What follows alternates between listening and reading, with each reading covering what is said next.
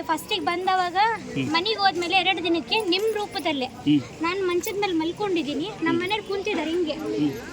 ನಾನು ನಮ್ಮ ಮನೆಯವ್ರಿಗೆ ಹೇಳ್ತಿದ್ದೀನಿ, ಗುರುಗಳು ಬಂದಿದ್ದಾರೆ, ಕಾಲು ಮುಗಿಯೋಣಂತ ಬರ್ರಿ, ಅವರಲ್ಲ ಅಷ್ಟಿಲ್ಲ ಅಲ್ಲಿಂದ ಬಂದಿದ್ದಾರೆ ನನಗೋಸ್ಕರ, ಕೈ ಮುಗಿಯೋಣಂತೆ ಬರ್ರಿ, ಎದಕ್ಕೆ ಅಂತ ಕುಂತಿದ್ದೀನಿ ಅಂದರೆ ಅವ್ರಿಗೆ ಕಾಣಿಸ್ಲಿಲ್ಲ, ನನಗೆ ಕಾಣಿಸ್ತಿದ್ದಾರೆ, ನನಗೆ ಕಣ್ಣಿನ ದಿಕ್ಷಕ್ಕೆ ಬರ್ತಾ ಇಲ್ಲ. ಹಂಗ ಇದು ಆಯಿತು. ಮತ್ತು ನಾನು 12 ದಿನಕ್ಕೆ ಬಂದು ಇಲ್ಲಿ ಉಡಿ ಸಾಮಾನೆಲ್ಲ ಕೊಟ್ಟು ಅಲ್ಲಿ ನಿಂಬೆಹಣ್ಣು ತೊಗೊತಿದ್ದೆ. ಫೇಸ್ ಎಲ್ಲ ದುಂಡಿದ ಮುಖ, ಕುಂಕುಮ ದೊಡ್ಡದು ಇಟ್ಕೊಂಡಿದ್ಲು ಅಮ್ಮ.